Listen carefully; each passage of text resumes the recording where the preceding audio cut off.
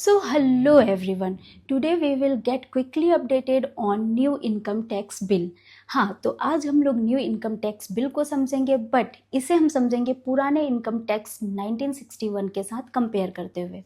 तो पुराना जो इनकम टैक्स एक्ट था वो सीनियर सिटीजन्स के तरह 60 ईयर से चलता आ रहा था, जिसके वजह से इसमें बहुत सारी प्रॉब्लम्स आ गई थी। प्रॉब्लम्स लाइक जैसे कि ये स्टार्ट तो 200 समथिंग सेक्शन से हुआ था, बट क्योंकि 60 ईयर से ये खींचा चला आ रहा था तो ये अब 700 से ज़्यादा सेक्शंस इसमें आ गए थे, और जिसके वजह से कि इसके जो लैंग्वेज है काफ़ी डिफ़िकल्ट था समझना, और इसकी ड्राफ्टिंग बहुत टफ हो गई थी। इसमें बहुत सारे रेट्स आ गए थे, और इसकी कैटेगरी लाइक हम समझते हैं जैसे आप लॉन्ग टर्म और शॉर्ट टर्म कैपिटल गेन अगर करने जा रहे हो तो share securities, land, building, bond सबके लिए अलग अलग था।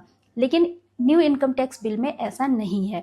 न्यू इनकम टैक्स में इसे सिंप्लीफाई किया गया है। मतलब जैसे अगर कोई भी ऐसी चीज़ें हैं फिक्स एसेट वाली, तो वो या तो लॉन्ग टर्म कैपिटल गेन होगा या तो शॉर्ट टर्म कैपिटल गेन होगा।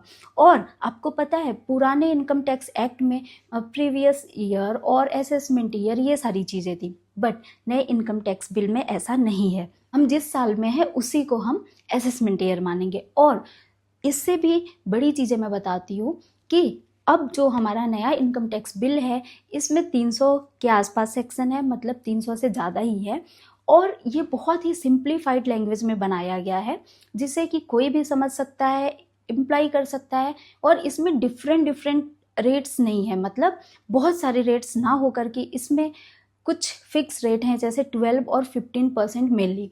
चलो अब अपने काम की बात कर लेते हैं। मतलब ये टैक्स हमारे ऊपर कब से एप्लीकेबल है, CA CMA एग्जाम्स के ऊपर कब से एप्लीकेबल है, क्योंकि ये टैक्स इफ़ेक्टिव है 1 अप्रैल 26 से, तो ये CA CMA एग्जाम्स पे एप्लीकेबल होगा मई जून 27 onwards. So that's all for the day.